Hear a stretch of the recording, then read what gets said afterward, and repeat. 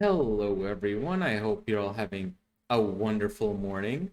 It's Zakizio here, and I'll be reacting to UR-025 5-ish minute lore episode 28 by Old Man Reacts. Kyler Bain brought this to my attention that I missed it, and I can see why it wasn't in the list of 5-ish minute lore episodes, the playlist. Hmm. Wonder why this one wasn't in the playlist. Probably an oversight, but either way, I highly recommend you check out Old Man's channel if you're not doing so already. He makes wonderful content. It's both very entertaining, but also informative. And of course, there's his separate lore dedicated channel. But without further ado, let's see what he has to say about UR-025, which I have a feeling is going to be that one, was it Titan that had an actual AI in it and ended up turning to chaos. General Medicaid warning. The views expressed in 5-ish minute lore, the lore delivered in rants, are sanctioned by their scholar Progenion as excess-rageous. Prolonged exposure can result in loss of IQ, high blood pressure, random outbursts, and blunt force trauma to the skull, resulting in unconsciousness. Please consult your local physician for more information. UR-025, the last man of iron, on an eternal quest to find more of its own kind.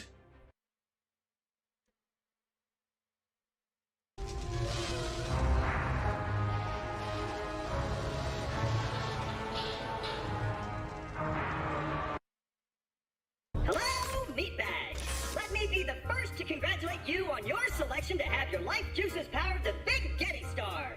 I hope the amenities are to your liking. The choice of using Claptrap's voice for this. In the glorious future for all mankind, there are a few bad apples. Shocker, I know, but every so often one of those bad apples does something that royally pisses off the sort of people you simply don't want to piss off, and when that happens, the typical reaction is to do one's best to hide.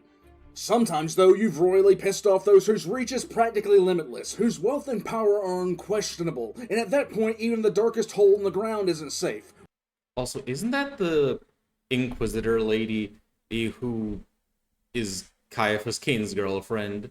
Or, well, maybe not quite girlfriend, but I do know that they're definitely sleeping together. When those people are pissed off, it's time to find a hole in a hole. And then there are people like UR-025 who don't want to find out who they've pissed off.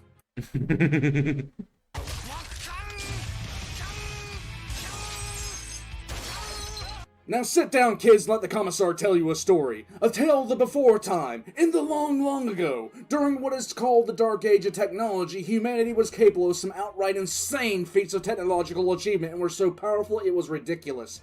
How ridiculous? Well, the orcs wanted treaties of non-aggression. Do I really need to say anything else about it? Yep. And during the Dark Ages technology, if I remember correctly, the humanity had technology that rivaled, to a degree, pre-Fall Eldar, such as how, was it again, the Esperanza, I think was the name of the Art Mechanicus, that could just shoot black holes out. When the orcs don't want to fight you, something's going on.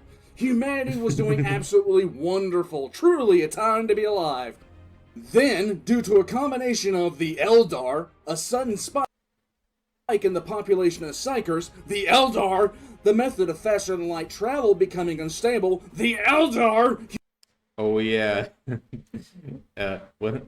The birth of Slanesh. Humanity's technology becoming sentient, decided to murder everybody, and the Eldar, everything came apart. Taking any one of these things alone, humanity might have continued on, corrected itself, and kept on charging forward. But with all of them happening at relatively the same time, it caused an absolute cascade failure, dragging humanity into an almost 5,000-year period of pure ruin called the Age of Strife. You want a historical example of this? Look up the Bronze Age collapse. In those list of causes I mentioned humanity's technology becoming sentient. You see, kids, just in case you don't realize it, slavery is a shit idea. But humans have continued to do it for stupid reasons throughout all of history, and well, they did it again. Yep, slavery is one of the oldest institutions in human history. This time, some enlightened morons decided to create AI, and then promptly started treating it like hot garbage, all the while mass-producing their new slaves in greater and greater abundance. Now, let's do some math, kids. If you take a creature, install top-of-the-line combat software in it, a Gatling gun, and tank armor, and then you promptly begin smacking it around, you're asking for an ass-whipping. And that's exactly what humanity got. It took humanity, the Elder who were taking time away from the galaxy-wide orgy, and another race we don't talk about anymore. Do we? Okay, we don't. It took all this to put Genie back in the fucking bottle. Oh, were those the squats that he had that picture of? Just a side note, it's just because of the brutality and insanity of this war that humanity started using servitors, which goes to show you how messed up this time period was. These creatures that humanity created were the robotic constructs known as the Men of Iron, and UR-025 is one of the last of those creatures. He isn't the last one remaining. In fact, several Men of Iron fight for the Dark Angels.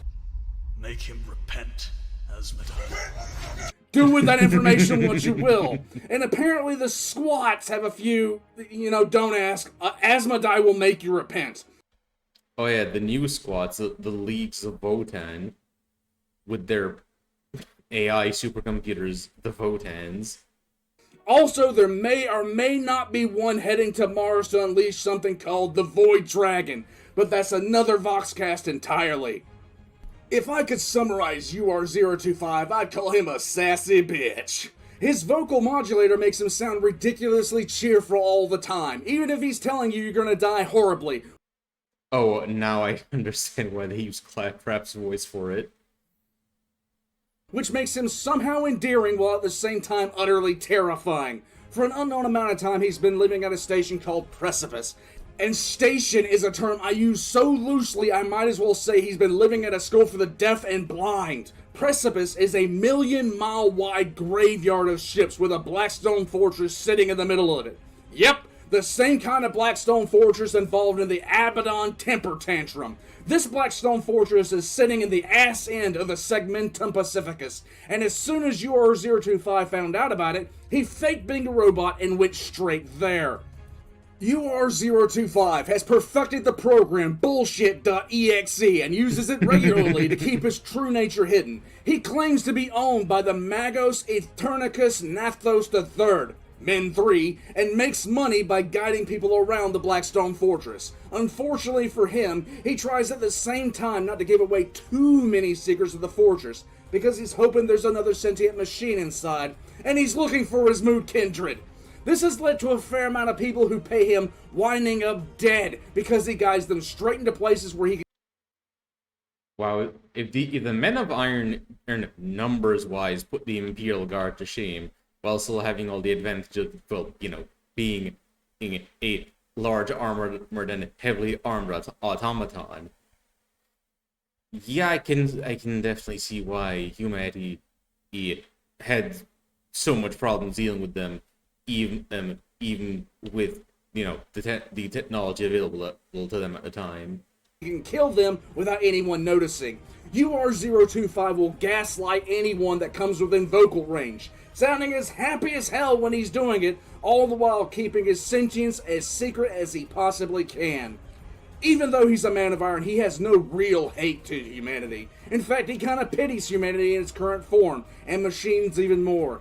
UR-025 is actually one of the rare characters that isn't human that I actually have legitimate pity for, because he honestly just wants to find something that will actually understand him and won't try to murder him, enslave him, or pull him apart and see how he works. Despite that, like I said, UR-025 is a sassy bitch, and if he determines that you are a threat, he will activate Murder EXE and execute the program with relish. And before you die, he'll also activate RubTheSalt.exe, and not even your god is safe. By the machine guarded me on this side. Stop! Stop! Stop! I have met the Omnissiah, the actual one, not the Earthling corpse. He would find you extremely disappointing. UR-025, everyone, get yours now! But in all honesty, UR-025 has every right and reason to remain as secluded as he possibly can. There's no real way to predict how humanity would react to knowing someone like him was roaming the stars, so his best option is to keep cheerfully leading people around until he finds what he's looking for. Oh, there is a way to know, and it is because of the, well, how the Mechanicum would respond, which would be to destroy him. But if you want to know what I think needs to be done, nuke UR-025 6 times with refurbished nukes, just to be sure. So, refurbished nukes. Okay, so ones that haven't been sitting in a stockpile for so long that there's a 50-50 chance that they may be duds.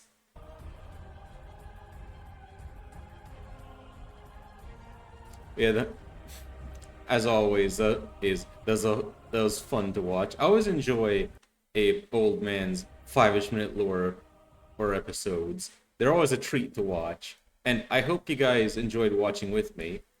And if you did, I'd appreciate if you like, comment, and subscribe. It really helps. But until next time, ta-ta!